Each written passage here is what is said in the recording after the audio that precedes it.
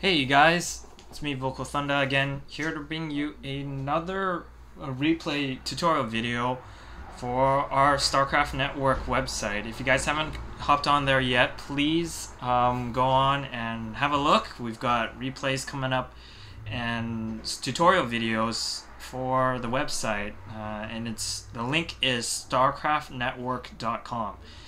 That's all one word. So hop on there. There's some cool strategy sections. There's an off-topic section too if you guys are looking to talk about anything else. But we're just gonna get this started.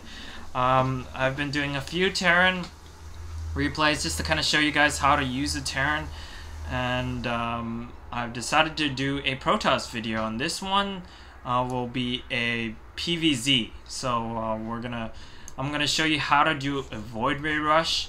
The Void Ray Rush is pretty effective against a Zerg player, and if you are a Zerg player, it's often a good idea to see this and prepare yourself for it, because it is a pretty deadly rush.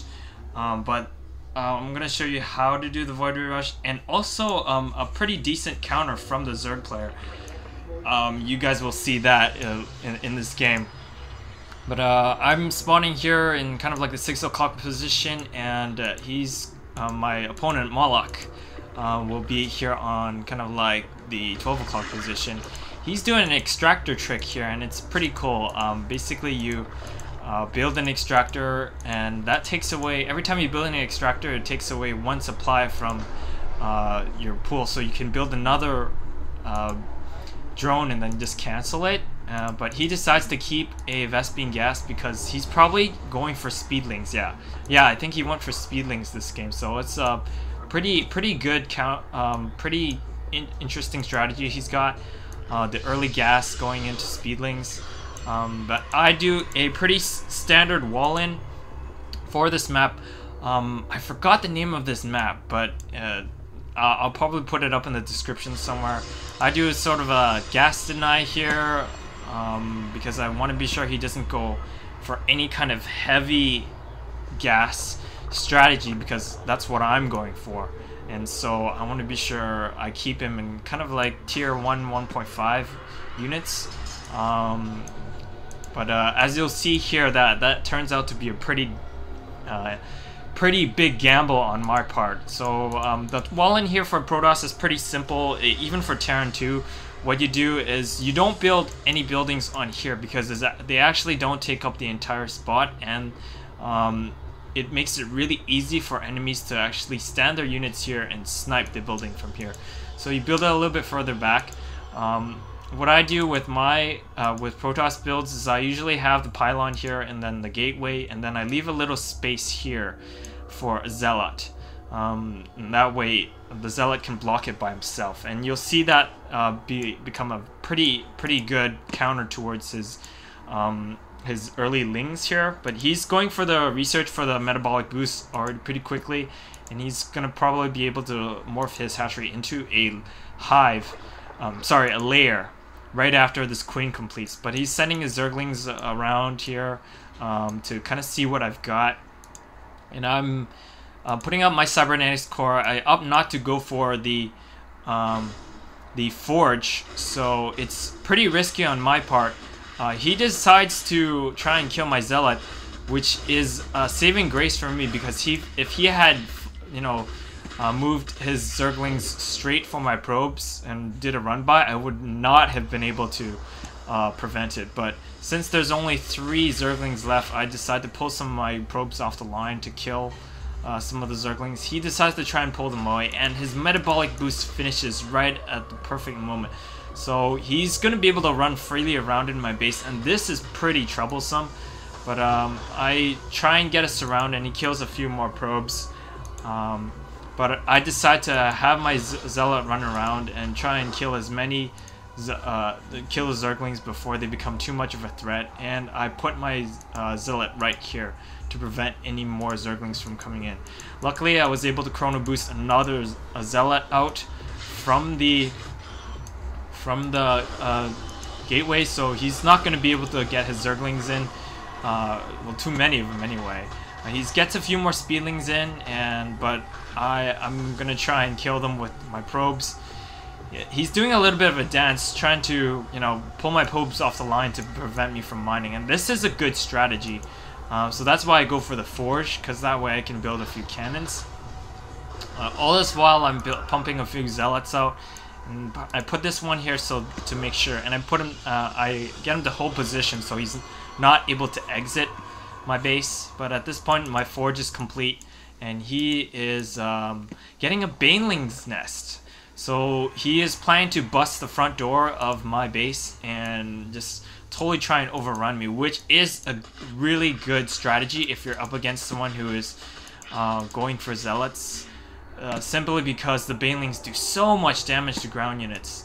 But I'm building my Stargate here because I'm thinking, okay, I have my probe here, and he does not kill it. I don't know why. But I get sight onto this baneling's nest, and I decide, oh my gosh, I'm gonna have to get, you know, some better tech units in order to deal with these Zerglings. So he runs his Zerglings to the back here, while I kind of know what he's going for, and I start pumping out my Void Ray. Unfortunately, I was not quick enough to spot that I was going to be supply locked, so I have to build a few more pylons before I can produce any more gateways.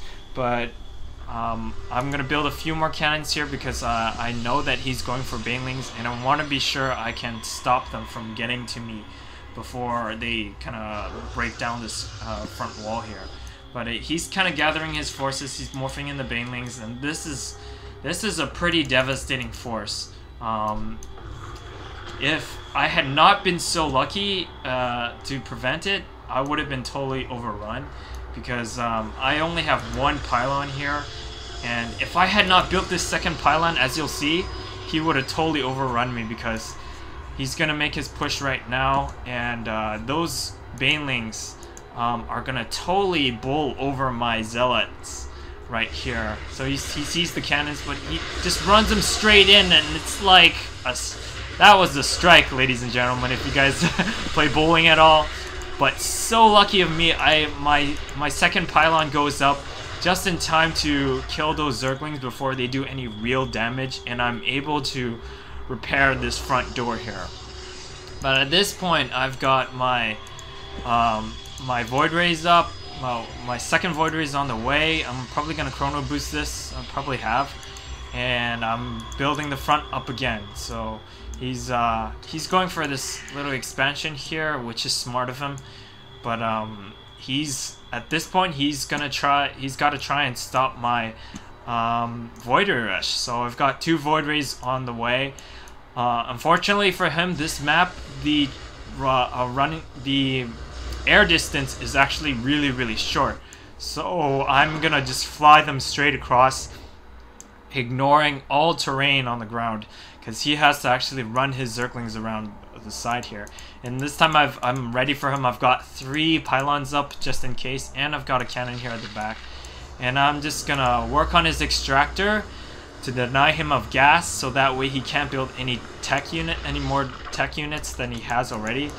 And the devastating thing about Void Rays, once they're charged up, they are super powerful. So he's got his Hydralisk Den here, which is lucky for him.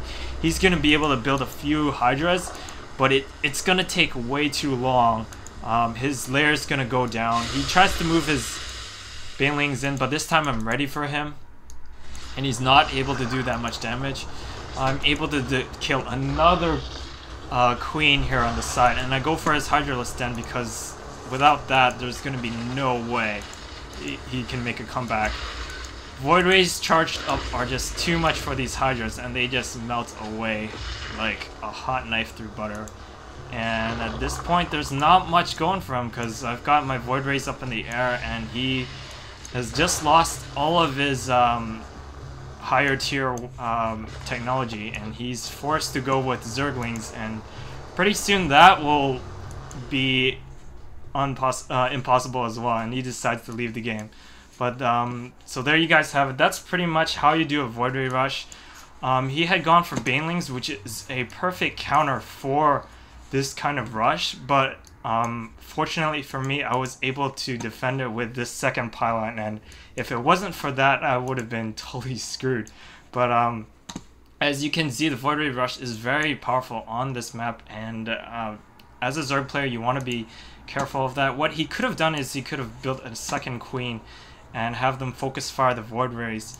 And it's unfortunate that he didn't do that, because it would have been a more interesting game. But that's how you do the Void Ray Rush. I hope you guys enjoyed the video, and I will see you guys later.